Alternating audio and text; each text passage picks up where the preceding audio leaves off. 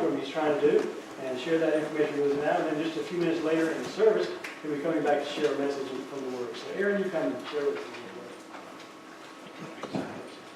Well, thanks so much for having me. I actually preached here about 9 years ago, and I don't know if anyone was here at that time. I was at Alpha Acres for 8 years. I came in 2002, left in 2010, and my wife from Michigan was praying about me going back into the pastorate, and I was fine being down here in the South, and the Lord worked it out that we went back. And by happenstance, really it's the providence of God, He opened up this door for me to go to India, and I really had... To me, mission trip is like Florida or something like that.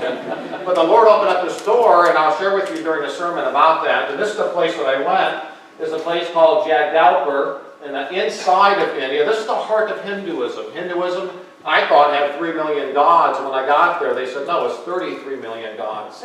And this is Lord Ganesh. I always was creeped out by this god because it was a human with an elephant head.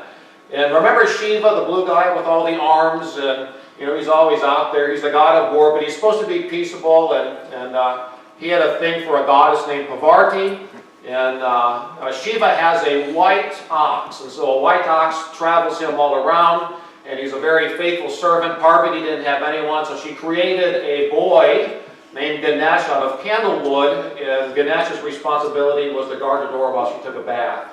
Shiva came back and wanted to go into the bathroom. Ganesh wouldn't let him. He chopped his head off. Parvati gets upset, and so Shiva, he tucks one of his hands between his legs, and he walks out, and he's distressed over the fact that he killed his wife's god. And so he chopped the head off an elephant, put it on Ganesh, and so that's Lord Ganesh. So all the devout Hindus, they don't sleep with their heads pointing north because that was the direction that the elephant slept. I learned that.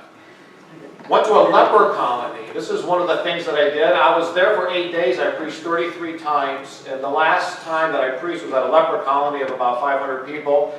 Dr. Sahu, right here, is on the left. I'll share a little bit more about him later on. Converted at 22 years old, kicked out of his village for 20 years. His dad was a tribal chief, and said, if you don't renounce Christianity, you need to leave and never come back again. So he left and never came back.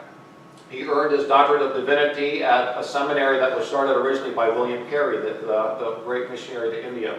Anyways, we went to this place. I didn't know I went there and I have all these Americanisms, and I don't know what's acceptable and what's not. And BK said that the lepers are never touched. And so I put my hand on this lady's shoulder, and at first she kind of resisted a little bit, and then she started crying.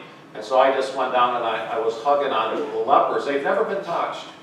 So she couldn't process that, and it's kind of hard. But what I do when I go over there, I don't know if you can see it or not, we have this pastors project, and we minister to pastors. And we go and we have theology classes during the day, and at night we preach. And we ministered in 2016 to 40 pastors, collectively ministered to about 4,200 Indians. We're going to go back to the state of Odisha. Odisha is the most militant of the states. It's located over here. And the pastors over there are severely persecuted. In fact, I did a youth meeting at Barsili, a town in Odisha, and a week before that, one of the pastors, the Hindus got a hold of him, heated up a 1 rupee coin, put it in his mouth for 5 minutes. And so these people go through great affliction. Anyways, the Lord opened up this door to go over there, and Dr. Beavers is one of the churches that allowed me to come and present this to you. So prayerfully consider it. There's some brochures on the back. There's a Hindi Bible, Old Testament and New Testament on the back too. You can look at that on the way out. Thank you.